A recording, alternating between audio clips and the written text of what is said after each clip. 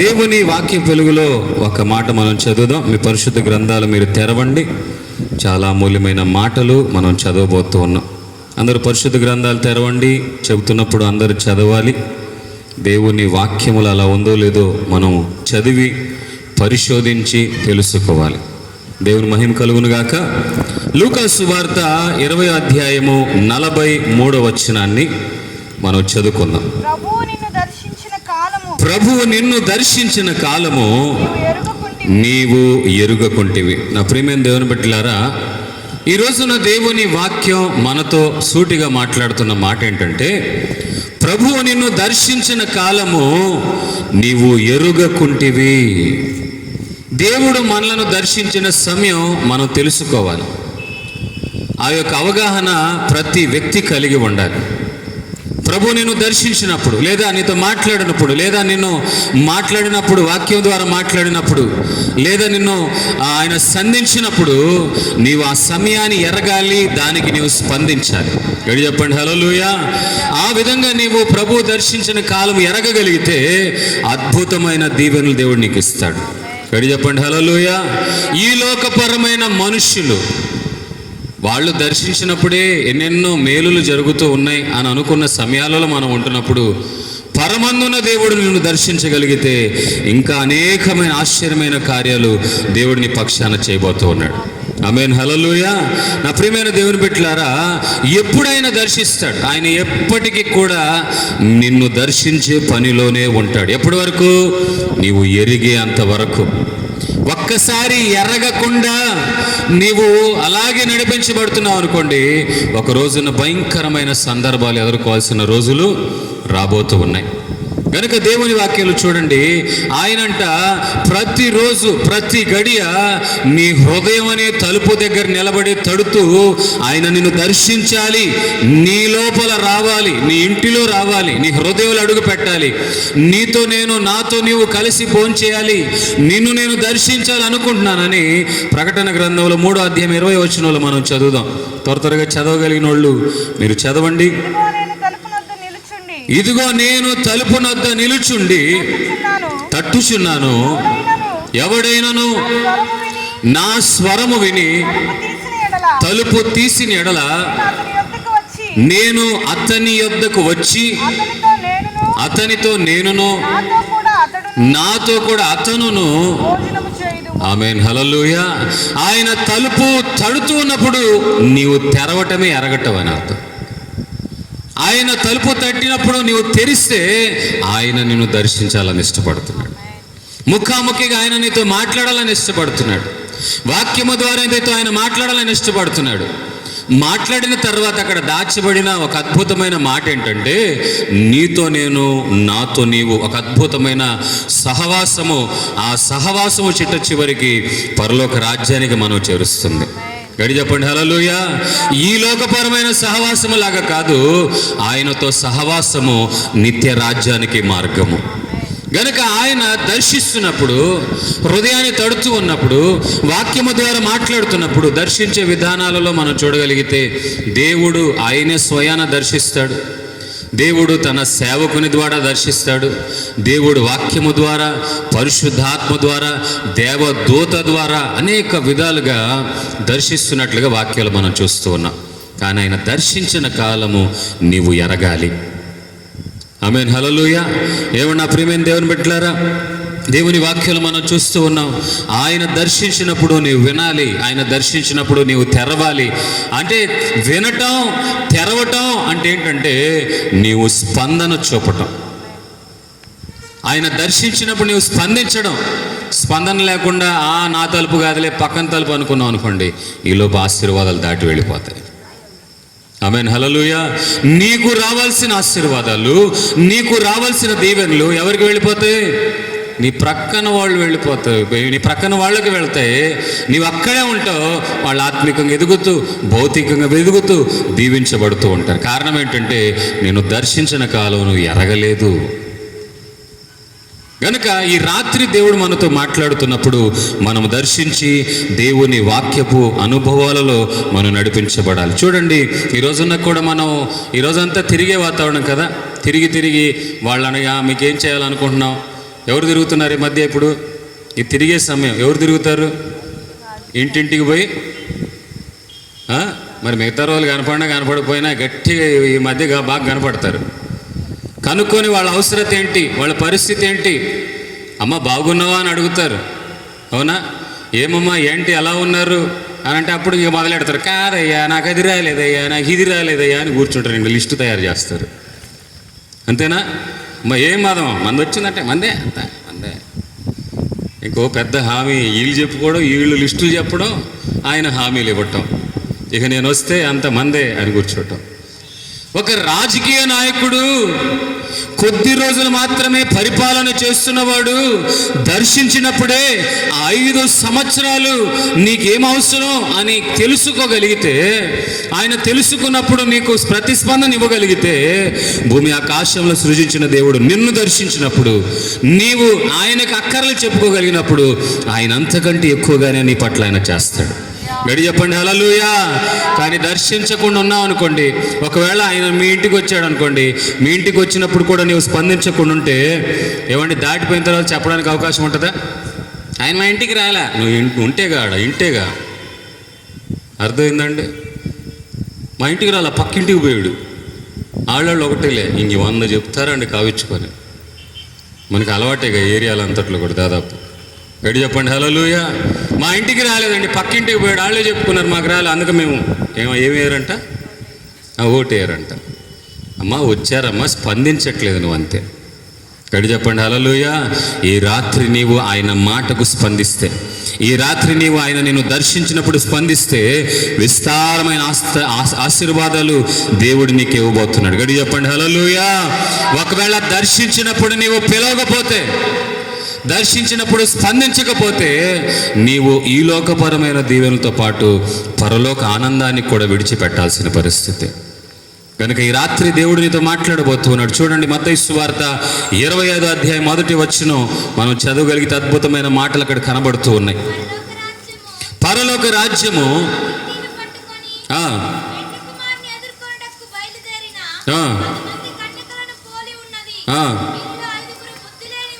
ఐదుగురు బుద్ధి లేని వాళ్ళు, 5 బుద్ధి కలిగిన వాళ్ళు. చాలండి, ఈ మాటలు మనందరికి తెలుసు.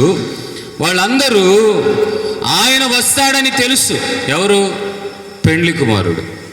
సిద్ధపడాలన్న సంగతి కూడా తెలుసు. ఆయన దర్శించబోతున్నాడన్న సంగతి కూడా తెలుసు. ఆయన దర్శించబోతూ ఉండగా వీళ్ళు స్పందనగా వాళ్ళు దివిటీలు సిద్ధపరచుకోలేదంట. వాళ్ళ పేరేం పేరంట? బుద్ధి లేని వాళ్ళు. అంటే ఇప్పుడు స్పందించకపోతే మనం ఏం కోల్పోయినట్టు అండి? బుద్ధి వివేకములు కోల్పోయినట్లు. మనం చాలా వాటికి స్పందిస్తాం, కానీ దేవుడు దర్శించిన సమయాన్ని ఎరగక, వాటికి స్పందించక మన ఆత్మీయతలో ముందుకు వెళ్ళలేని వాతావరణాలు. కనుక ఈ రాత్రి చూడండి, 5 స్పందించారు, 5 స్పందించట్లేదు. ఆ సమయాలు మనం చూద్దాంలే, ఆ సమయాల్లో మనం ఆయన వచ్చినప్పుడు చూద్దాంలే అని అనుకొని నిద్రపోయారంట. నిద్రపోయి ఆఖరికి వాళ్ళు మెలకుగా ఉన్న వాళ్ళేమో, నా ప్రియమైన దేవుని బిడ్డలు, ఆయన వచ్చినప్పుడు దీపాలు సిద్ధపరచుకొని ఉన్నాడు. ఇంకా 5 దీపాలు అనేది సిద్ధముగా లేదు, ఆఖరి నూనె కూడా లేని వాతావరణం. ఈ రోజున మనుష్య కుమారుడు రాబోతూ ఉన్నాడు. ఒక రోజున ఆయన రాకడ సమీపముగా ఉంది. ఆయన దర్శిస్తున్నటువంటి సమయంలో కూడా నీవు ఈ లోకపరంగా ఏదేదైతే సిద్ధపరచుకోవాలో అవి సిద్ధపరచుకోకుండా, ఆయన రాకడ ఉందని ఎంతోమంది దైవజనులు చెబుతూ ఉన్నా, ఆ వాక్యము ద్వారా దర్శిస్తున్న వేళ, ఆ దైవజనుడు నిన్ను దర్శిస్తున్న వేళ నీవు స్పందించకపోతే, ఆ సమయాలు, ఆ గడియలకి నీవు ఎరగకపోతే, ప్రభు రాకడలో చూడండి, ఆ బుద్ధి లేని కన్యకలంట తలుపు తడుతున్నారు. బాబు మేము కూడా వస్తాం అంటే, ఏవండి, సంవత్సరం అంతా, జీవితాంతం అంతా ఎన్నెన్నో గొప్ప గొప్ప పనులు చేసిన వాళ్ళను కూడా ఆఖరికి వాడు చెబుతున్న మాట ఏంటంటే, మీరెవరో నాకు తెలియదు. ఈ రోజున మనము ఎంతో భక్తి కలిగిన వాళ్ళమే, భక్తి కలిగిన వాతావరణాల్లో మనం ఎదిగిన వాళ్ళమే. కానీ దేవుని వాక్యముని దర్శిస్తున్నప్పుడు నీవు స్పందించకపోతే, మనము జీవితాంతం ఎన్నో చేయొచ్చు, భక్తి కలిగిన కార్యాలు 100 చేయొచ్చు. అక్కడ ఇక్కడ అని మన నచ్చిన చోట వెళ్ళిపోయి ఏదో భక్తిగా నడిపించబడుతున్నా అనిపించుకుంటున్నా, చిట్ట చివరికి నీ ఆత్మీయ దీపాన్ని నీ యొక్క పరిశుద్ధాత్మ అనుభవాలలో నడిపించబడే ఆ అనుభవాలని నీవు పొందకపోతే ఆఖరికి ఏమంటాడంటే మీరు ఎవరో నాకు తెలీదు. వాక్యాన్ని నీవు స్పందించాలి, వాక్యాన్ని వినాలి. కనుక చూడండి, నీవు ఆయన స్వరాన్ని విని తలుపు తెరవాలి, ఆయన స్వరానికి నీవు స్పందించాలి. ఆమేన్, హల్లెలూయా. నా ప్రియమైన దేవుని బిడ్డలారా, మనలో ఉన్నారేమో కానీ తెలియదు, కానీ కొంతమంది నిద్రపోయారు అనుకోండి, దొంగొచ్చిపోయి అన్నీ దోచుకుని పోయినా అర్థం కాదు ఇంకా కదా. దొంగొచ్చి మొత్తం తీసిపోయినా అర్థం కాదు, అంత భయంకరంగా. అలాంటి ఆత్మీయ జీవితంలో అంత గాఢ నిద్రలో పోతే నీవు ఆయన దర్శించిన కాలాన్ని ఎరగలేవు. ఆ యొక్క దర్శించిన సమయాలు దాటిపోయిన తర్వాత నువ్వు కేకలు వేసిన ఆశీర్వాదాలు రావు. బైబిల్ అంటుంది, ఏశావు బ్రతిమేలాడాడంట, ఏశావు ప్రాధేయపడ్డాడంట, నానా ఒక్క ఆశీర్వాదం ఉంటే నాన్న చాలు, ఒక్క దీవెన ఉంటే చాలు నాయన.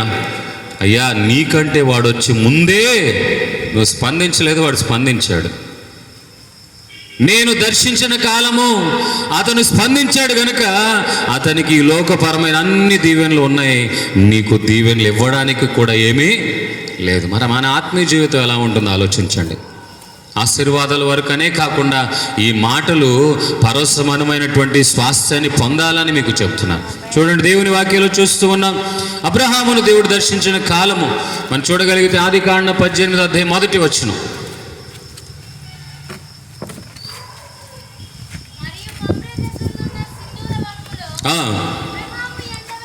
అబ్రహాము ఎండవేళ కూర్చుని ఉన్నప్పుడు యెహోవా అతనికి కనబడెను.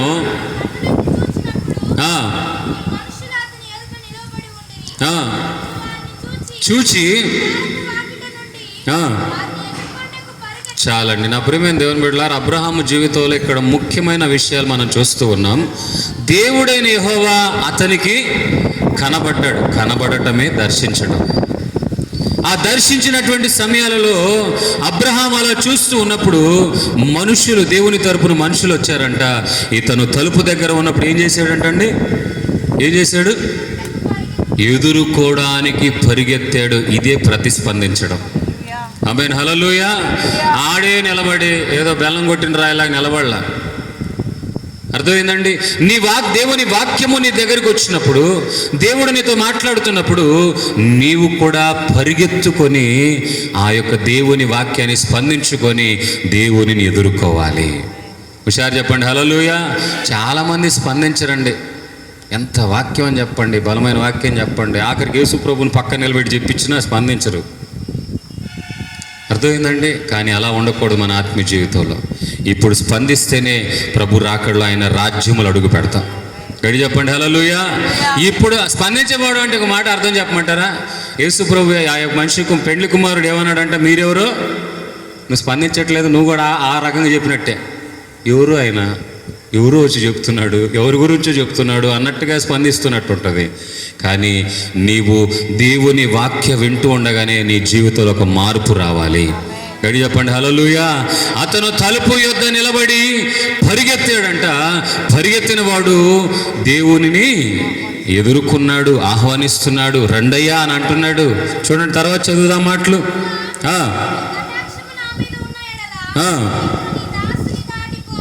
దాటిపోవద్దు, దాసుని దాటిపోవద్దు. చదవండి.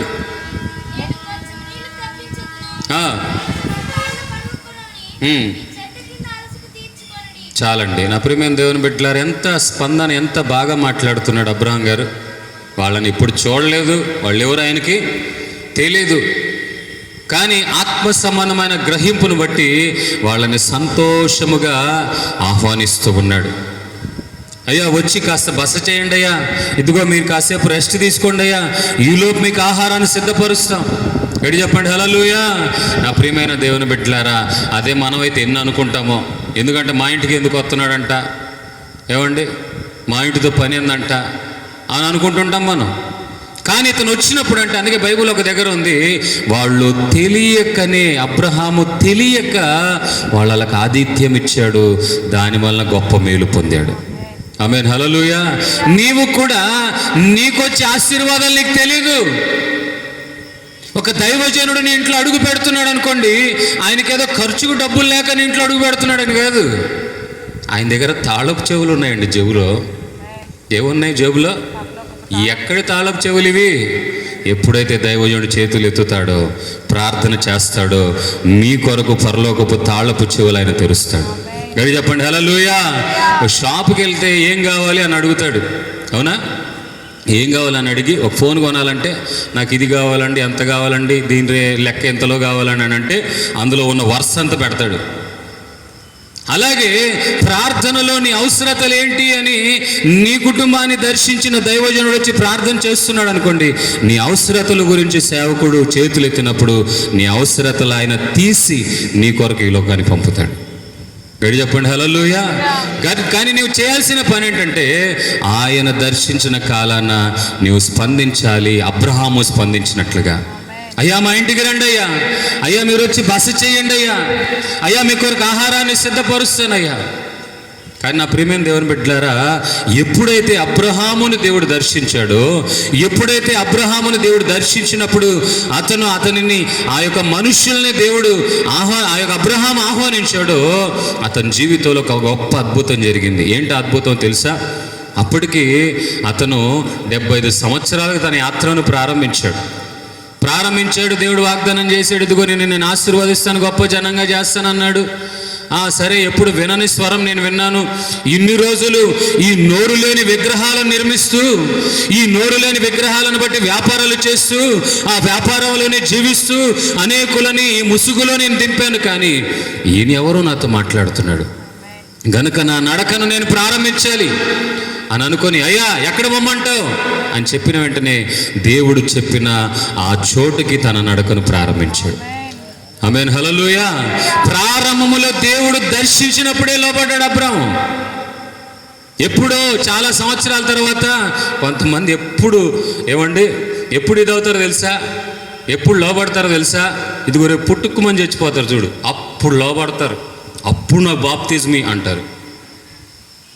అర్థమైందండి? ఇంకా కాళ్ళు చేతులు చచ్చిపడిపోయిన తర్వాత, మంచంలో నుండి లేవలేని తర్వాత అని దగ్గుతున్నప్పుడు, బకెట్లు లూస్తున్నప్పుడు, ఈ షేక్ ఆ షేక్ కూర్చున్నప్పుడు, అయ్యా మాకు బాప్తిజం ఇవ్వండి అయ్యా అంటారు. ఇప్పుడు తీసుకుంటూ పోతావా? ఇప్పుడు తీసుకుంటే పరలోకానికి పో. ఎక్కడ పోతావు? నరకానికి వెళ్తావు. అగ్ని ఆరదు, పురుగు చావదు. నేను చాలామందిని చూశానండి, బ్రతికినంతకాలం బాప్తిజం పొందమ్మా. ఒక దైవ సేవకుడు నీకు ఆ మాట చెబుతున్నాడంటే దేవుడు దర్శిస్తున్నాడు అని అర్థం. ఆమేన్ హల్లెలూయా. బాప్తిజం పొందమ్మా, మాకు అమెరికా నుండి డబ్బులు వస్తాయి, రోమ్ పట్టణం నుండి డబ్బులు వస్తాయి, నువ్వు పొందితే చాలమ్మా మాకు కట్టలు దిగుతాయి. ఏం దిగవు, మీకు దిగాలనే మేము కోరుతున్నాం. గడి చెప్పండి హల్లెలూయా. విస్తారమైన ఆశీర్వాదాలు మీకు రావాలని మేము చెప్తున్నాం. గడి చెప్పండి హల్లెలూయా. అంతేగాని ఇంకా యాక్సిడెంట్ అయిపోయింది, పడక మీద ఉన్నాం, డాక్టర్లు కూడా చేతులు ఎత్తేసారు, అయ్యా ఇక ఎట్ట పోయేవాడు కాబట్టి బాప్తిజం ఇవ్వండి అయ్యా అంటే పోడు. నేను దేవుడు దర్శించిన కాలమున, గడి చెప్పండి హల్లెలూయా, దేవుడు తన స్వరముతో నీతో మాట్లాడిన సమయమున, దైవజనుడు నీతో పలకరించి నీ యోగక్షేమముల కొరకు నీకు చెబుతున్న సమయమున నీవేం చేయాలంట?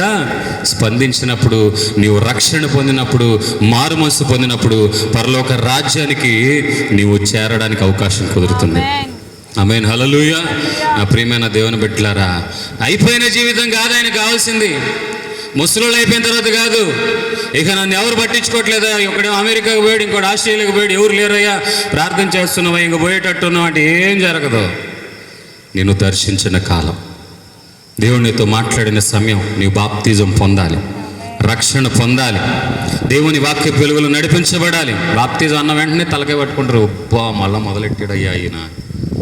అసలు అదే మూలం పరలోకానికి. ఎడు చెప్పండి హల్లెలూయా. అది లేకపోతే నువ్వు వెళ్ళలేవు. ఒక నీటి ద్వారాను ఆత్మ ద్వారాను జన్మించకపోతే పరలోక రాజ్యంలో వెళ్ళలేవు. నీటి ద్వారా అనగా మారు మనసు పాప క్షమాపణ గురించినటువంటి బాప్తిజం, ఆత్మ ద్వారా కనుక దేవుని ఆత్మ ద్వారా నింపబడి పరిశుద్ధాత్మ అభిషేకముతో నువ్వు నడిపించబడినప్పుడు నీవు క్రొత్తగా జన్మిస్తావు. ఆ క్రొత్తగా జన్మించిన అనుభవాలు నువ్వు నడిపించబడుతూ పరలోక రాజ్యానికి వెళ్తావు. గడి చెప్పండి హల్లెలూయా. కనుక దేవుని వాక్యం నిన్ను దర్శించినప్పుడే నీవు మారు మనసు పొంది పాప క్షమాపణ నిమిత్తమైన బాప్తిజం పొందండి. గడి చెప్పండి హల్లెలూయా. నా యవ్వన కాలంలో 17వ సంవత్సరానికి ప్రభు నమ్ముకున్నా. నేను చదువుకుంటున్న సమయాలు అవి. మనసులో బోల్డని కోరికలు, ఆశలు, మంచి ఉద్యోగం చేయాలి, మంచి ఆదాయం సంపాదించుకోవాలి, త్వరగా నేను ఎదగాలనుకొని 10వ తరగతి అయిన వెంటనే పాలిటెక్నిక్ వెళ్ళాను. కానీ చదువుకుంటున్నటువంటి సమయంలో దేవుడు నన్ను దర్శించాడు, దేవుడు నన్ను పిలిచాడు. చదువును కొనా పక్కన పెట్టాను. చదువుకొని ఉద్యోగం చేసుకోరు, మంచి స్థితికి వెళ్ళాం అనుకో 10 మందిని పెట్టుకుంటాను. ఎన్ని కాదు, పిలుపుకు లోబడి స్పందించి సమస్తాన్ని తల్లిదండ్రులందరిని విడిచిపెట్టి ఏమండి దేవుడు నియమించినటువంటి అనేకమైన చోట్ల పరిచర్య చేస్తూ అనేకమైన అనుభవాలను నేర్చుకుంటూ అపోస్తలుల పాదాల దగ్గర వాళ్ళు నేర్పిన అనుభవాలను బట్టి నడిపించబడుతూ ఈ రోజున మీ మధ్యలో వచ్చి దేవుని వాక్యాన్ని వినిపించడానికి దేవుడు కృపనిచ్చాడు. గడి చెప్పండి హల్లెలూయా. హుషారు చెప్పండి హల్లెలూయా. గనుక నీవు కూడా స్పందించగలిగితే దేవుడు గొప్పగా ఆశీర్వదిస్తాడు. స్పందించకపోతే చూడండి ఏమంటున్నాడు, నన్ను దాటిపోవద్దయ్యా, నన్ను దాటిపోవద్దు. ఒక గుడ్డివాడు కూడా ప్రార్థన చేస్తున్నాడు, దాటిపోతున్నారు. జనసమూహం అంతా ఏమండి వెళ్ళిపోతూ ఉంటే ఏమండి ఆ శబ్దం విని అయ్యా ఏం జరుగుతుంది, ఏమవుతుంది, ప్రజలందరూ ఇలా వెళ్తున్నారు, ఏమైంది అని అంటే నజరేయుడైన యేసు ఇక్కడ నుండి దాటి వెళ్ళిపోతున్నాడు. కానీ వెంటనే దాటి వెళ్ళిపోతున్నాడా, ఈసారి వచ్చినప్పుడు చూద్దాంలే, ఈసారి అడుగుదాంలే అనకుండా ఆయన దాటిపోతున్న సంగతి విన్న వెంటనే ఆయన దర్శించిన కాలానికి ఆయన వెంటనే కేకలు వేయడం మొదలుపెట్టాడు. దావీదు కుమారుడా నన్ను దాటిపోవద్దు, పాట కూడా ఉంది కదండి. దావీదు కుమారుడా నన్ను దాటిపోకయ్యా, నజరేతువాడ నన్ను విడిచిపోకయ్యా. ఎప్పుడైతే కేకలు వేశాడో ఆ యొక్క గుడ్డివాడు స్పందించాడు, ఎరిగాడని యేసు ప్రభు తెలుసుకొని దాటిపోతున్న యేసయ్య కూడా అతని కొరకు నిలబడ్డాడు. గడి చెప్పండి హల్లెలూయా. మరలా అలా వెళ్ళిపోతున్నవాడు ఆగి వెనకొచ్చి నీకేం కావాలని కోరుకుంటున్నావు అని అంటే ఆయన తన హృదయంలో కోరిక కోరాడు. ఏంటది? డబ్బులు కావాలని కోరాడా? మాకు కాలనీలో ప్లాట్ రాలేదని ప్లాట్ కావాలని కోరాడా? చెప్పరేంటండి? ఏ డబ్బులు ఎవరు అంటున్నారు, డోక్రా డబ్బులు రాలేదని. ఎన్నో ఉన్నాయిలే అన్నీ. 18,000 40 దాటిన వాళ్ళకి అమ్మఒడి, నాన్నకు తడి. గడి చెప్పండి హల్లెలూయా. అవి కాదు, నాకు అవసరమైంది కళ్ళు బాబు, కళ్ళి నాయన చాలు. గడి చెప్పండి హల్లెలూయా. ఈరోజు దేవుడు నిన్ను దర్శించినప్పుడు నువ్వు కోరాల్సింది కూడా ఏంటంటే నిన్ను చూసే నేత్రాలు నాకు ఇవ్వయ్యా, నీ ఆశ్చర్యమైన కార్యాలు చూసే నేత్రాలు నాకు ఇవ్వు, నీవు దర్శించిన అనుభవాలలో నడిపించబడే కృపను నాకు ఇవ్వు. అడగాలంటే 100 అడగొచ్చు కదండి, కానీ ఆయన ఏది అవసరమో అదే అడిగాడు. ఈ రోజున మన అవసరత ఏంటి ప్రభుకి తెలుసు. అబ్రహాము కూడా దాటిపోతున్నటువంటి దేవునిని, ఆ మనుషులని ఇంటికి ఆహ్వానించి చక్కగా భోజనం పెడుతుంటే తింటే ఏమన్నారంటే వాళ్ళ అవసరత ఏంటో తెలుసుకున్నాడు దేవుడు. అబ్రాహాము చెప్పినట్టుగా కనబడదు, కానీ వెంటనే అబ్రాహాముతో దేవుడు ఏమంటున్నాడంటే రాబో ఏట నీ చేతిలో ఒక అద్భుతంగా ఒక కుమారుడు ఉంటాడు. గడి చెప్పండి హల్లెలూయా. హుషారు చెప్పండి హల్లెలూయా. అయ్యో నాకు ఏమీ లేదు అని అనుకుంటున్నావు, నాకు కుమారుడు లేరు అని అనుకుంటున్నావు, ఈ ఆస్తికి వారసుడు లేరు అని అనుకుంటున్నావు, కానీ నీవు చెప్పకపోయినా నీ కోరిక తెలుసు. కారణం ఏంటో తెలుసా? నేను దర్శించిన కాలము నీవు ఎరిగి స్పందించి నీ ఇంటికి ఆతిథ్యం ఇచ్చినటువంటి నీ యొక్క అక్కర నేను చూడగలుగుతున్నాను. కనుక ఇదిగో రాబో సంవత్సరమున నీకు ఒక కుమారుడు నేను ఇవ్వబోతున్నాను. అంటే ఇక్కడ వచ్చిన వాళ్ళందరూ కుమారులు ఇవ్వాలని కాదు, నీ అక్కర అవసరత దేవుడు ఎరుగుతున్నాడు. గడి చెప్పండి హల్లెలూయా. యేసు ప్రభు కూడా అంటాడు కదండి, ఏమని అంటాడు తెలుసా? నీవు అడగక మునుపే నీకేం కావాలి ఆయనకి తెలుసు. అబ్రహాము అడగక మునుపే అబ్రహాముకి ఏం కావాలో అంతగా దేవునితో కనెక్ట్ అయిపోయాడు అబ్రహాము. లేకపోతే ఇల్లు వైకులు వదిలి యాడో ఉన్న అబ్రహాము దేవుడు పిలిచిన వెంటనే స్పందించి బయలుదేరటం ఏంటండి? అంతగా చేశాడు గనుక దేవుడు వింతైన కార్యము చేయాలని ఇష్టపడ్డాడు. నా ప్రియమైన దేవుని బిడ్డలారా, మృతతుల్యమైనటువంటి ఆఖరికి శారా ఎంత వయసు? అబ్రహాముకి 100 సంవత్సరాలు అయితే, నా ప్రియమైన దేవుని బిడ్డలారా, శారా తనకంటే చిన్న వయసు కలిగి వృద్ధాప్యములో ఉండి ఆఖరికి గర్భము కూడా ఒక శిశువుని భరించలేనంత మృతతుల్యమైన గర్భము కలిగినటువంటి శారాని దేవుడు దీవించాడు. అడిగి చెప్పండి హల్లెలూయా. దాని సాదృశ్యముగా చూడండి, రోమపత్రిక 4:19 దైవజనులు మాకు చెప్పినటువంటి సమయాన్ని బట్టి నేను ముగించబోతున్నాను. మరియు అతడు, అందరూ బైబిల్ తెచ్చారా? అందరూ బైబిల్ తెచ్చారండి? దర్శించిన కాలాన్ని మీరు వినియోగించుకోవాలి. చదవండి. రోమా పత్రిక, అపోస్తలుడైన పౌలు రోమీయులకు రాసిన పత్రిక 4:19. ఎవరు? స్టార్టింగ్ నుండి చదవండి. 19. మరియు అతడు విశ్వాసమునందు బలహీనుడు కాక రమారమి 100 ఏండ్ల వయసు గలవాడై ఉండి, ఎవరు శరీరం అంటండి? అబ్రహాము శరీరం అంట.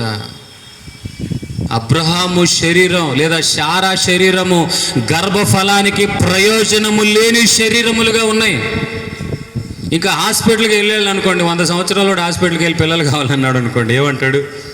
ఇంకొద్ది రోజులు పోయేవాడు నీకెందుకు అయ్యి పిల్లలు అంటారు. గడి చెప్పండి హల్లెలూయా. హుషారు చెప్పండి హల్లెలూయా చెప్పండి.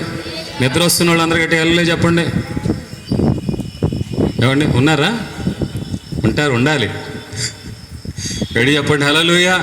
చూడండి ఏమని చెప్తున్నాడు. అప్పటికి అబ్రహాము యొక్క శరీరము గర్భఫలానికి సహకరించకపోవచ్చు. అప్పటికి శారా శరీరము ఏమండి గర్భఫలానికి సహకరించకపోవచ్చు. అయినా ఏం జరిగిందంటే అక్కడ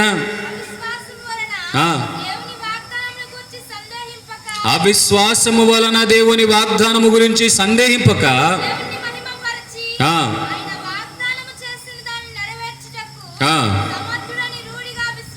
గడి చెప్పండి హల్లెలూయా. హుషారు చెప్పండి హల్లెలూయా. ప్రభు దర్శించిన కాలాన్ని అతను వినియోగించుకున్నాడు. ప్రభు దర్శించిన సమయాన్ని అతను వినియోగించుకున్నాడు. దాటిపోయేటట్లుగా చేసుకోలేదు. నీవు ఆత్మ సంబంధమైన గాఢ నిద్రపోతుంటే ఆయన దాటిపోయిన సమయం కూడా నీకు తెలియదు. పరమగీతాల్లో ఒక దగ్గర ఉందండి, ప్రాణప్రియుడు వచ్చి తలుపు తడితేనంట అక్కడ లేవడానికి కూడా ఒప్పుకోలేదు. ఒప్పుకున్నా నేను ఎలా ఉన్నాను, వస్త్రహీనురాల్లాగా ఉన్నాను, నేను వచ్చి ఎలా తలుపు తెరవాలి అన్న వెంటనే ఆయన దాటి వెళ్ళిపోయాడంట. ఇక అమ్మగారు బయటకు వచ్చేసి ఎక్కడున్నాడు అడుగుతుంటే ఎక్కడ కనపడట్లా. అలాగే నీవు కూడా ప్రాణప్రియుడైన యేసయ్య రాబోతుండగా ఆయన తన ఆత్మ ద్వారా సేవకుని ఏర్పాటు చేసుకొని తన వాక్కు ద్వారా నన్ను దర్శిస్తున్నటువంటి సమయము నీవు స్పందించి తలుపు తెరిస్తే ఆయన నీ హృదయాలు అడుగుపెట్టి నీతో కలిసి నాతో కలిసి ఆయన భోంచేసి ఒక అద్భుతమైన సహవాసము కలిగి ఆ సహవాసములో నిత్య రాజ్యములో సింహాసనం మీద కూర్చుండే భాగ్యాన్ని దేవుడు నీకు ఇస్తాడు. గడి చెప్పండి హల్లెలూయా. తలుపు తెరవలేదా? నీ 150 అనవసరమైనటువంటి సాకులు చెబుతూ కూర్చున్నాం అనుకోండి. ఏంటా సాకులు? మేము రావండి అక్కడికి, మాది వేరు. అర్థమైందండి? మేము వేరు, మాది ఇప్పుడుదా మాది అప్పుడుదా అనుకొని కూర్చున్నారనుకో, దాటిపోయిన తర్వాత పిలిచేది ఒకటి పిలిచిద్ది, రా ఇక్కడికి అని. ఏంటది? నరకం. ఇంకో విషయం తెలుసా? పాతాళం అనేది మన కొరకు కాదంట. ఎవరి కోసం పాతాళం? నా కోసం వాళ్ళు గట్టిగా గట్టి చెప్పండి నా కోసమని వాళ్ళు వినపడుతుంది. అర్థమైందా? చాలా మెలుపుకున్నారు మీరు ఉంటాను. గట్టి చెప్పండి హల్లెలూయా. సరే, నా కోసం పరలోకం వాళ్ళు గట్టిగా హల్లెలూయా చెప్పండి. నేను అటు ఇటు కాకుండా గబ్బిళంలాగా తిరుగుతానని గట్టిగా హల్లెలూయా చెప్పండి. చాలా జాగ్రత్తగా ఉండాలి. నరకం పిలుస్తుంది, పాతాళం పిలుస్తుంది.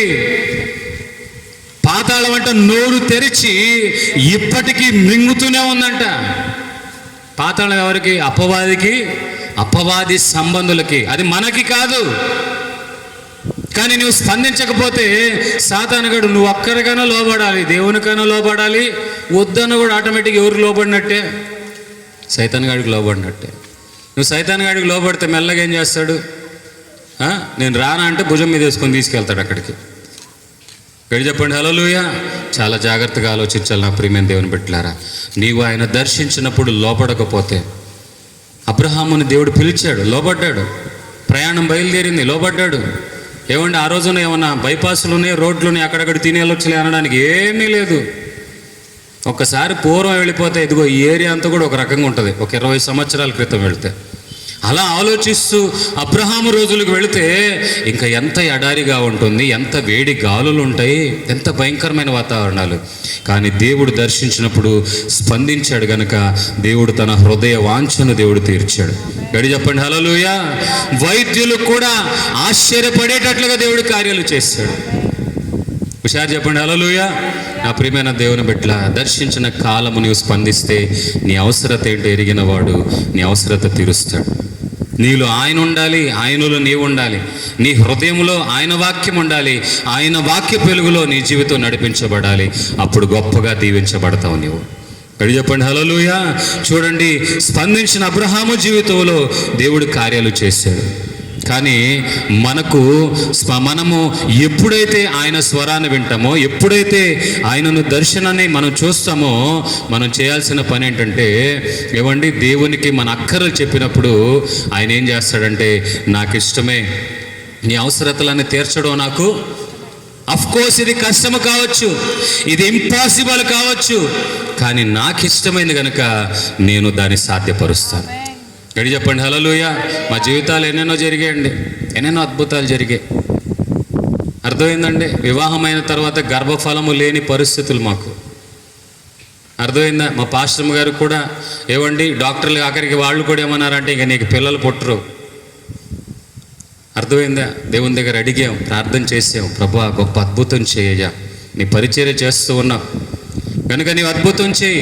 ఎవరైతే దేవుని స్పందించారో, ఎవరైతే దేవుని మాట విని ఆయన దర్శనాన్ని ఎదురు చూస్తారో, ఆ విధంగా ఆయన చూపించిన దర్శనాన్ని బట్టి సేవలో కొనసాగుతూ ఉండగా దేవుడు మా అక్కర కూడా తీర్చాడు.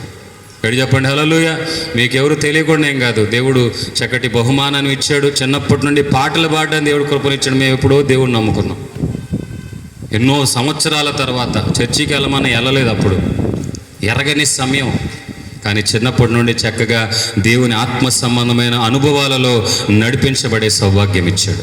గడి చెప్పండి హల్లెలూయా. నా ప్రియమైన దేవుని బిడ్డలారా, ఎందుకు మీకు ఈ విషయం అంటున్నానంటే, అది అసాధ్యము కావచ్చు, వైద్యులే అసాధ్యం అనిపించవచ్చు, కానీ దేవునికి సమస్తము సాధ్యము. ఆయనకు అసాధ్యమైనది ఏదీ లేదు. 100 సంవత్సరాల గర్భఫలము లేకపోయినా దేవుడు దర్శించిన కాలమున అతను లోబడ్డాడు గనుక, దేవునికి ఇష్టమైంది గనుక అది అసాధ్యమైన దేవుడు కార్యాలు జరిగించాడు. చూడండి నా ప్రియమైన దేవుని బిడ్డలారా, 8వ అధ్యాయం మత్తయి సువార్త 8వ అధ్యాయం 3వ వచనంలో కూడా చూడండి. అక్కడ ఉన్నటువంటి పరిస్థితి, ఒక భయంకరమైన రోగంతో బాధపడుతున్నాడు. చదవండి.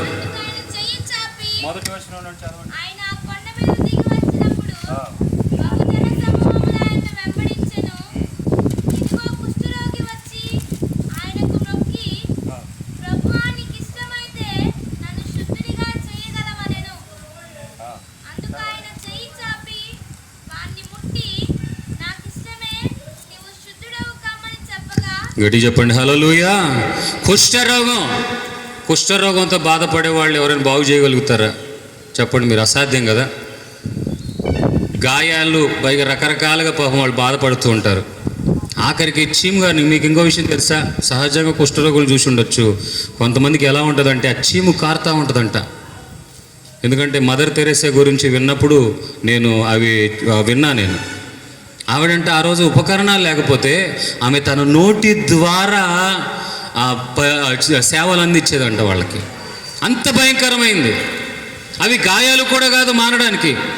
అలాంటి రోగముతో ఉన్నవాడు ఆఖరికి ఎవరైనా మాట్లాడాలన్నా కూడా పక్కకెళ్ళు, నీ రోగం కూడా నాకు వచ్చేటట్టుంది, నీ మీద వీచే గాలి కూడా నా మీద వీస్తే రోగం వస్తుంది అనని దూరాన నెట్టేసి ఆ భయంకరమైన పరిస్థితుల్లో కూడా యేసు ప్రభు దగ్గరికి వెళ్ళి, అయ్యా నీకు ఇష్టమైతే నన్ను బాగు చేయి, శుద్ధుడిగా చేయి అనంటే, ఆ సమయాల్లో కూడా యేసు ప్రభు ఏమంటున్నాడు తెలుసా? అవును నాకు ఇష్టమే. ఆయనకి ఇష్టమైతే ఏదైనా చేయడానికి ఇష్టపడతాడు. కానీ ఇక్కడ కూడా అతను ఏం చేశాడంటే అవకాశాన్ని దాటిపోనివ్వలేదు. గడి చెప్పండి హల్లెలూయా. నా పరిస్థితి భయంకరంగా ఉంది, కానీ ఈ రోజున ఆయన అడిగినటువంటి విషయాన్ని బట్టి నాకు ఇష్టమైతే నన్ను శుద్ధుడిగా చేయి, నీవు దర్శించిన కాలాన నేను స్పందించాను, నా హృదయంలో ఆహ్వానిస్తూ ఉన్నాను, నా అక్కర ఇది అని నువ్వు ప్రార్థించగలిగితే ఆయన గొప్ప కార్యాలు నీ పట్ల చేస్తాడు. హుషారు చేతులైతే హల్లెలూయా చెప్దామా? హల్లెలూయా. నా దరిద్రతను తొలగించండి అయ్యా, నా కుటుంబంలో శాపాన్ని తొలగించండి అయ్యా, చాలని పరిస్థితులను మార్చండి అయ్యా. వీటన్నిటితో పాటు ముఖ్యంగా మన హృదయంలో, మనస్సులో ముద్రించబడాల్సింది ఏంటంటే పరలోక రాజ్యంలో అడుగుపెట్టే ధన్యత, సిద్ధపాటు నాకు అయ్యా. గడి చెప్పండి హల్లెలూయా. ఆత్మీయ జీవితాలు ఎలా ఉంటాయి తెలుసా? మొదట ఆశీర్వాదాల కొరకే ప్రయాసపడతాం, కానీ ఆశీర్వాదాలు ఒక స్థితికి వెళ్ళిన తర్వాత ఇక నాకు ఇవన్నీ వద్దయ్యా, నాకు అవసరమైంది పరలోక రాజ్యమే. హుషారు చెప్పండి హల్లెలూయా. నా ప్రియమైన దేవుని బిడ్డలారా, ఆ రకంగా మనము దేవుని రాజ్యము కొరకు తపన పడే బిడ్డలుగా ఉండాలి. ఎందుకో తెలుసా? బైబిల్ అంటుంది, నువ్వు ఎంత సంపాదించినా వెళ్ళాల్సిందే, విడిచిపెట్టి వెళ్ళాలి. ఏది కూడా తీసుకొని వెళ్ళలేవు. విస్తారమైన బంగారం కొరకు, డబ్బు కొరకు, ఆఖరికి దాని కొరకు చంపుకోవటం, నరుక్కోవడం, దొంగతనం చేయటం, కష్టపడాలని ఇష్టం లేకపోవటం. ఈ రోజున చాలామంది యవనస్తులు కూడా సులువుగా డబ్బులు వచ్చే వాటి కొరకు ప్రయాసపడి వాళ్ళ దగ్గర ఉన్నటువంటి వాటిని కూడా కోల్పోయి ఆత్మహత్యలు చేసుకునే వాళ్ళు చాలామంది ఉన్నారు. ఫోన్ వచ్చిందంటే చాలామంది ఫోన్ ఇస్తూ, అమ్మది ఒక కుర్రోడు అలాగే ఏదో ఆట ఆడుతూ ఆఖరికి మీకు ఉన్నటువంటి ఆ లెవెల్స్ అయిపోయినాయి, మీరు ఇది నొక్కారనుకో మరలా మీరు కంటిన్యూ అవుతారంటే అలా నొక్కాడు, బ్యాంకులోని అకౌంట్లో డబ్బులని అయిపోయినాయి. తల్లిదండ్రులు ఎన్ని సంవత్సరాలు ప్రయాసపడితే అంత డబ్బు సిద్ధపడి ఉంటుంది పిల్లల కోసం. ఆ ప్రియమైన దేవుని బిడ్డలారా, యవనస్తులు కూడా సులువుగా డబ్బులు వచ్చే మార్గాలు, ఆఖరికి స్త్రీలు కూడా సులువుగా డబ్బులు వచ్చే మార్గాలని శరీరాలు అమ్ముకొని దేవుడు దర్శించిన వేళ కూడా స్పందించక ఆఖరికి నరకాగ్నికి పోతూ ఉన్నారు. కానీ ఈరోజు దేవుడు దర్శిస్తున్నప్పుడు నీ మనస్సు మార్చుకో, నీ పద్ధతులు మార్చుకో, నీ విధానాలను మార్చుకో. నా ప్రియమైన దేవుని బిడ్డలారా, చూడండి, ఇంకొక వ్యక్తి గురించి మనం చూడగలిగితే దేవుని వాక్యాలు మనం చూస్తూ ఉన్నాం. అతడు చాలా నిరాశలో, నిరీక్షణ లేని వాతావరణంలో, మరణ భయముతో ఇక నేను అయిపోతాను, చనిపోతాను అన్న సమయాలలో ఏమండి అతను అలా పరిగెత్తుకొని వెళ్ళిపోయి ఒక చెట్టు క్రింద పండుకున్నాడు. ఇంక అయిపోయింది. ఒకప్పుడు ఏమండి గొప్పగా వాడబడిన వాడు కావచ్చు, కానీ ఆఖరికి ఒక స్త్రీ చెప్పిన ఒక మాటను బట్టి అందరూ అయిపోయారు, ఇక నీ వరస వచ్చింది అని చెప్పింది అంతే. ఇక నువ్వు కూడా వాళ్ళందరూ ఏ స్థితిలో ఉన్నావో నీవు కూడా చనిపోతావు, నేనే చంపేస్తాను అని అన్న వెంటనే భయపడి వెళ్ళిపోయాడు. మరి ఏ రేంజ్లో చెప్పింది అమ్మగారు తెలియలేదు. అర్థమైందండి? ఎంత భయపడినా ఒకళ్ళు భయపడాల్సిందే కదా ఖచ్చితంగా, అవునా కదా? ఎవరు భయపడాలి?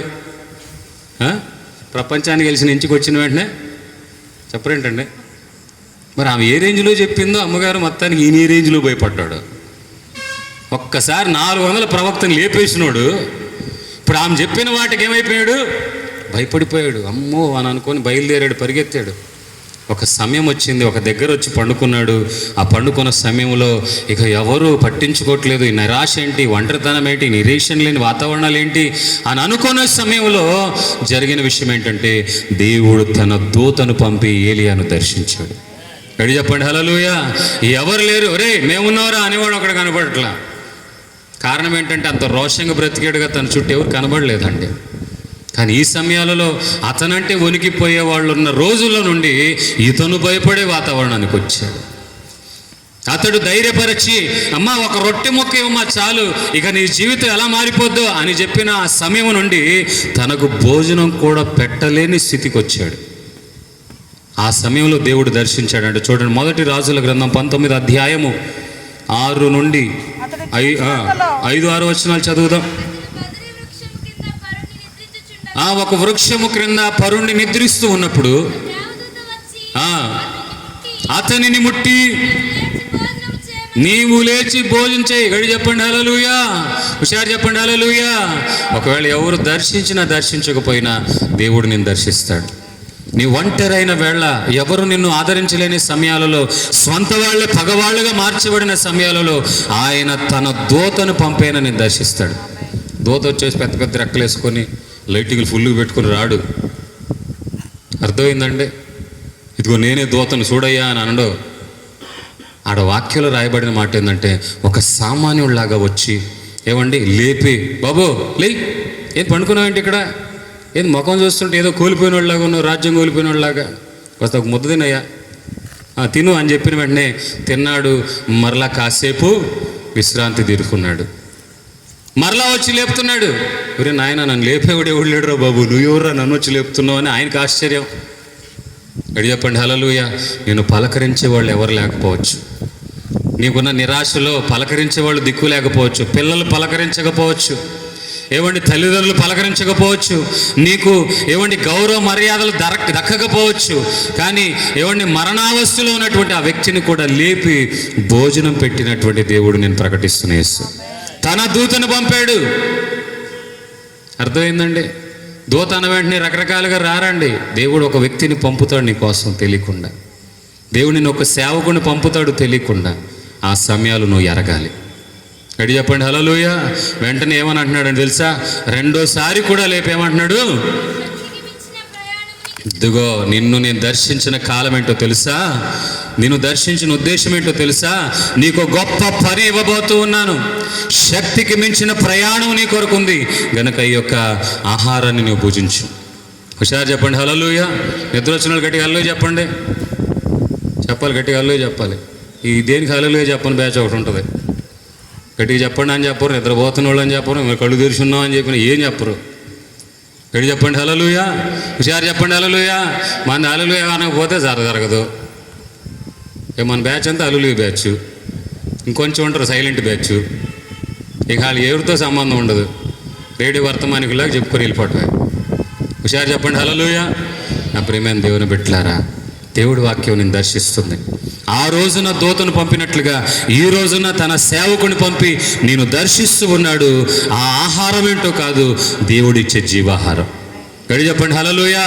నీవు మారు మనసు పొంది పాప క్షమాపణ బాప్తిజం పొందిన తర్వాత నీవు ఆహారాన్ని భుజించాలి. ఏంటి ఆహారం? ఒక చనిపోయిన కుమార్తె దగ్గరికి పోయి ఏమండి యేసుప్రభు ఏమంటున్నాడు తెలుసా? చిన్నదానా నీవు లే అని చెప్పిన వెంటనే ఆ చనిపోయిన చిన్నది లేచిన వెంటనే యేసుప్రభు ఏమన్నాడు తెలుసా? ఆమెకు ఆహారం పెట్టండి. ఎందుకో తెలుసా? ఇప్పుడు చనిపోయి ఆమె తిరిగి లేచింది. చనిపోయి తిరిగి లేచిన వాళ్ళకి ఆహారం అనే అది అవసరం. అలాగే లౌకిక పరంగా ఒక వ్యక్తి చనిపోయిన తర్వాత మరలా క్రీస్తులో బ్రతికింపబడినప్పుడు ఆహారం ఎలా మనిషికి అవసరమో ప్రతిరోజు నీ వాక్యాన్ని భుజించాలి. ఎందుకో తెలుసా? నీకు కూడా శక్తికి మించిన పరిచర్య లోకంలో ఉంది. శక్తికి మించిన ప్రయాణం నీ కొరకుంది. శక్తికి మించిన ప్రయాణం అంటే ఏంటి? నీవు బ్రతికినంత కాలమంతా దేవుని స్తుతిస్తూ దేవునిని ఆరాధన చేస్తూ ఆఖరికి దేవుడిచ్చినటువంటి ఆ గమ్యస్థానమైన పరలోకానికి వెళ్ళే అంతవరకు నీవు ప్రయాణము చేయాలి గనక ఆహారాన్ని భుజించు. నా ప్రియమైన దేవుని బిడ్డలారా, దర్శించినప్పుడు ఇంట్లో ఉన్నాడు పండుకొని లేపండి. కొంతమంది ఈ కాలంలో కుర్రోళ్ళు లేపండి అయ్యా లే బాబు అన్నాం అనుకో, టైం ఎంత అయిందాడా? 8 అయితే 9 అయితే 10 అయితే ఇంకా వాళ్ళ ఇష్టం. ఇంకా ఆ విధంగా మీరు ఉండబాకండి ఆత్మికంగా. గడి చెప్పండి హల్లెలూయా. దర్శించిన కాలం ప్రభు ఎప్పుడు వస్తాడంటండి? ఎప్పుడు వస్తాడు? అనుకోనని గడియలో యేసు ప్రభు వస్తాడు కనుక అది అర్ధరాత్రి కావచ్చు, పట్టపగలు కావచ్చు, మీరు మంచి నిద్రలో ఉన్నప్పుడు కావచ్చు. ఆయన వచ్చినప్పుడు నీవు స్పందించాలంటే దేవుని వాక్య వెలుగులో నీవు నడిపించబడుతూ ఉండాలి. రోజు వాక్యాన్ని తినాలి. బైబిల్ ఒక దగ్గర ఉందండి, నీవు ఆహారాన్ని భుజించు, నా మాటల్ని నీవు భుజించు, ఈ గ్రంథాన్ని భుజించు అంటే ఏవండి? కొంతమంది ఏమనుకుంటారు గ్రంథాన్ని భుజించమంటే ఏమనుకుంటారు చెప్పరేంటండి? ఉదయం టిఫిన్ అయితే 1 పేజీ, మధ్యాహ్నం భోజనం అయితే 2 పేజీలు, పాస్టర్ గారు భుజించి అన్నాడు అని కాదు. దానికి అర్థమైందంటే నీ వాక్యముతో సహవాసం కలిగి ఉండాలి, వాక్యం చదువుతూ ఉండాలి. దేవా నన్ను ఏం చేయమంటావు? నేను ఒక మాట అంటున్నానండి, రక్షింపడ్డాము లేదా గుడికి వెళ్తున్నాము ప్రార్థనకి వెళ్తున్నాం కాదు, దేవుడు నీతో ఏం మాట్లాడుతున్నాడు ఎప్పుడన్నా అడిగావా? నా ఆత్మీయ జీవితం ఎలా ఉందయ్యా నాకు చూపించని అడిగావా? అర్థమైందండి? నేను ఎలా నా ఆత్మీయ జీవితంలో నడిపించబడతానని అడిగావా? సమయం అయిపోతుంది నా ప్రియమైన దేవుని బిడ్డలారా. అక్కడ మనం చూడగలుగుతూ ఉన్నాం, అతను స్పందించాడు గనుక శక్తికి మించిన ప్రయాణం అతని కొరకు ఎదురు చూస్తూ ఉంది. అక్కడ ఒక దైవజనుని అభిషేకించాలి అని దేవుడు ఏర్పాటు చేశాడు. ఆ ఏర్పాటును బట్టి నడిపించబడినట్లుగా నీవు కూడా అనేకులకి దేవుని రాజ్యము కొరకు సిద్ధపరిచే పనే నీ చేతిలో దేవుడు నీ భుజం మీద పెట్టాడు. ఆమేన్ హల్లెలూయా. రక్షింపబడిన నీవు రక్షణ లేని వాళ్ళని కూడా నడిపించే పని నీ చేతికి ఉంచాడు. అలా చేస్తూ చేస్తూ చేస్తూ నీవు ఈ శక్తికి మించిన ప్రయాణంలో పరలోక రాజ్యంలో అడుగు పెట్టాలి కనుక నీవు వాక్యాన్ని భుజించాలి, అనగా దేవుని వాక్యం అనే ఆహారాన్ని నీవు తినాలి ప్రతిరోజు. వాక్యం నీ భోజనం చేయకపోతే ఏమైపోతావు? ఏమైపోతావు? నీరసం వచ్చేసింది, బలహీన పడతావు. ఆ విధంగానే ఆ వాక్యం అనే ఆహారం భుజించకపోతే నీవేమైపోతావు? బలహీన పడిపోతావు. సాతానుగాడు బలహీన పడిన పనులని తీసుకెళ్ళడానికి సాతానుగా పెద్ద పనేమి కాదు. నేను ఒక అద్భుతమైన విషయం చెప్పనా? యోబు గురించి చెప్తే అతనిని శోధించడానికి ఎవరి దగ్గర పర్మిషన్ తీసుకురావాల్సింది వచ్చింది? ఇప్పుడు మన గురించి ఇది సాతానుగాడు వెళ్ళి పర్మిషన్ తీసుకొని వస్తాడా? అవసరం లేదంటాడా? అసలు ఆమె ఎందుకండి ప్రార్థన లేదు, ఏం లేదు, ఎప్పుడు నిద్రపోతుంటాడు, నిద్రమోహంది. ఆడికి ప్రార్థన ఉండదు, వాక్యం ఉండదు, వాడిని తీసుకెళ్ళడానికి పర్మిషన్ కావాలా? అలా ఉండకూడదు మన జీవితంలో. రోజు ప్రార్థన వాక్యంలో నడిపించబడుతుంటే నీ దగ్గరికి రావాలన్న సాయిదానగాడు భయపడతాడు. హుషారు చెప్పండి హల్లెలూయా.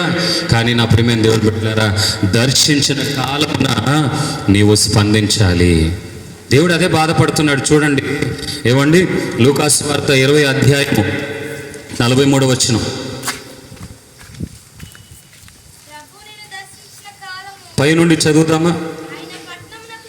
అది ఆయన పట్టణమును సమీపిస్తూ ఉండగా దానిని చూచి దాని విషయమై ఏడ్చి నీవును ఈ దినమందైనా సమాధానమైన సంగతులను తెలుసుకొని ఎడల నీకది మేలు, ఎంతో మేలు.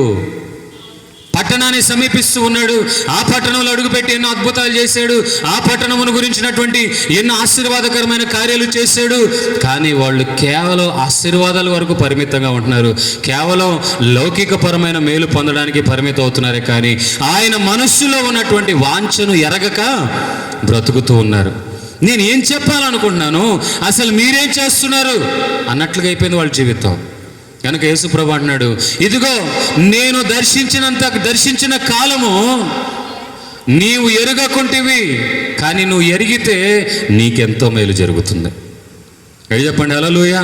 హుషారు చెప్పండి హల్లెలూయా. పట్టణమును గురించి ఆయన బాధపడి ఏడ్చినట్లుగా ఇక్కడ ఉన్నటువంటి శబ్దయంత్రం ద్వారా ఎంతమంది అయితే వింటున్నాడు, ఆయన ఇప్పటికీ కూడా ఏడుస్తున్నారు. అయ్యో నేను దర్శించిన కాలము మీరు ఎరిగితే ఎంత బాగుండేది. అయ్యో నిన్ను పలకరించిన సమయం, అయ్యో నీ హృదయాన్ని తట్టిన సమయం, అయ్యో రక్షణ గురించిన మాటలు నీకు వినిపించబడిన సమయం, అయ్యో నిత్య రాజ్యము గురించినటువంటి వర్తమానాలు వినిన సమయం. కేవలం హృదయంలో లౌకికపరమైన కోరికలే, అయ్యే కావాలి, ఏ కావాలి, కరెక్టే, నీకు అన్నీ ఇస్తాడు ఆయన. ఇస్తాడని వాళ్ళు గట్టిగా అల్లు చెప్పండి అని చేతులు ఎత్తట్లే మీరు. అది చూడు, నీ బలంతాన్ని ఇస్తే నేనేదో మధ్యవృత్తి వండి ఇప్పించినట్టుంది మీకు. గడి చెప్పండి హల్లెలూయా. హుషారు చెప్పండి హల్లెలూయా. దేవుడు మాకు అన్నీ ఇస్తాడండి అని నమ్మకం ఉన్నవాళ్ళు గట్టిగా అల్లు చెప్పండి, చేతులేసి చెప్పాలి హల్లెలూయా. ఎప్పుడు చేస్తాడంటే ఆత్మీయంగా నువ్వు స్పందించాలి, భౌతికంగా కాదు. అర్థమైందండి? నా ప్రియమైన దేవుని బిడ్డలారా, పట్టణం గురించి, పట్టణంలో అప్పటికి ఎన్నో అద్భుతాలు చేశారు కానీ యేసయ్యని స్వంత రక్షకుడుగా అంగీకరించాలని వాళ్ళకి ఎక్స్పెక్టేషన్ లేదు. అర్థమైందండి?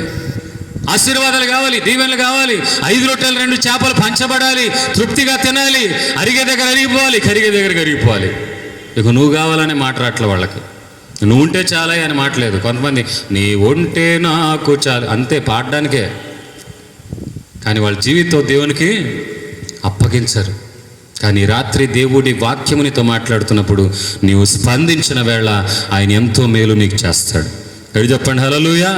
నీవు ఎరుగకుంటివి గనుక ఏమైపోతారంట, ఇంతకాలము నేను శత్రువులు రాకుండా నిన్ను ఆపుతున్నాను, శత్రువులు రాకుండా నేను కాపాడుతూ ఉన్నాను, శత్రువులు నీ మీద ముట్టడి వేయకుండా నిన్ను కావలి కాస్తూ ఉన్నాను. కానీ ఇప్పుడు నేను ఎంత దర్శించినా, ఎంత మాట్లాడినా, ఎన్ని అద్భుతాలు చేస్తున్నా, అద్భుతాల వైపే నీ మనసు ఉంది కానీ దర్శించిన విషయాన్ని ప్రక్కన పెట్టావు గనక ఇప్పుడు నేను తప్పుకుంటున్నాను అని అర్థం. కాపాడుతున్నా నేను ఇప్పుడు తప్పుకుంటున్నాను. ఇంతకాలం శత్రువుల నుండి నేను కాపాడుతున్నటువంటి ఆ యొక్క పనిని నేను విరమించుకుంటున్నాను. ఇప్పుడు ఏమైపోద్ది తెలుసా? శత్రువులు ఏమైపోతారు? ముట్టడి వేసి అన్ని ప్రక్కల ఏమైపోతావంట, నువ్వు బంధించబడిపోతావు, కదలలేని వాతావరణంలో ఉండిపోతావు. ఆ భయంకరమైన పరిస్థితులు రాకమునిపే నీ మనోనేత్రాలు దేవుడు తెరచునుగాక. ఎడు చెప్పండి హల్లెలూయా, హుషారు చెప్పండి హల్లెలూయా. యేసయ్య లేకపోతే మన జీవితాలు లేవన్నప్పుడే గొప్ప ఆశీర్వాదాలు. యేసయ్య నాకు అన్ని ఇచ్చాడు అని చెప్పుకుంటూ బాప్తిజం పొందేవమ్మా, పొందలేదండి. మరి ఇన్నెందుకు ఏం తీసుకొని ఏం చేస్తావు నువ్వు? కానీ నా ప్రియమైన దేవుని బిడ్డ, దేవుని కోరిక ఏంటంటే, నేను ఇవన్నీ ఇస్తున్నాను, నా ప్రేమను వ్యక్తం చేస్తున్నాను. అసలు నీవు అర్హత లేదు దీనికోసం, అయినా కూడా నేను ప్రేమించిస్తున్నాను. కానీ నా మీద నీ ప్రేమ ఎక్కడా? నా మీద నీ స్పందన ఎక్కడా? దర్శించిన సమయమున నీవు స్పందించేదేది? గనుక ఒకప్పుడు నేను కాపాడాను, ఒకప్పుడు కునుకగా నిద్రపోక నేను కాపాడుతున్నాను. కానీ ఇప్పుడు నీ అంతటి నువ్వే కీడు తెచ్చుకునే వాతావరణంలో పడిపోయావు. నీవు దర్శించినప్పుడు అది నీకెంతో మేలుకరమైన జీవితాన్ని ఇస్తుంది. కానీ దర్శించినా నీవు లోపడలేదు గనుక నీ శత్రువులు నీ చుట్టూ ముట్టడి వేసి ఎటు కదలలేని వాతావరణంలో నేను తీసుకొని వెళ్తారు. నా ప్రియమైన దేవుని వల్ల ఇప్పటికి కూడా మేమంతే, మా పరిస్థితి ఇంతే, మేమెవరో తెలుసా, మేము అక్కడికి వెళ్తాం, మేము ఎక్కడ చేస్తాం. కాదు, పురాతనమైన ఆచారాలు విడిచిపెడదాం, పాత జీవితాన్ని విడిచిపెడదాం, నేనింతే అనే వాతావరణం పక్కన పెడదాం. దేవుడి వాక్యం నేను దర్శించినప్పుడే నీ జీవితాన్ని మార్చుకో. అందరు తలలు వంచండి, కళ్ళు మూసుకుందాం. ఆయన తలుపు వద్ద నిలబడి తడుతూ ఉన్నాడంట. నీవు తలుపు తెరిస్తే నేను లోపలికి వస్తాను, నాతో నీవు, నీతో నేను, నాలో నీవు, నీలో నేను, ఒక ఆత్మ సంబంధమైన నడిపించబడదాం. నీలో నేను ఉండుటే, నాలో నీ ఉండుటే నా ఆత్మీయ అనుభవమే, పరిశుద్ధాత్ముని అభిషేకములో నీ పరిపూర్ణత చెందేదా. అహనాధన్యత, ఓహో నా భాగ్యము, ఏమని వివరింతును, ఏమని వివరింతును.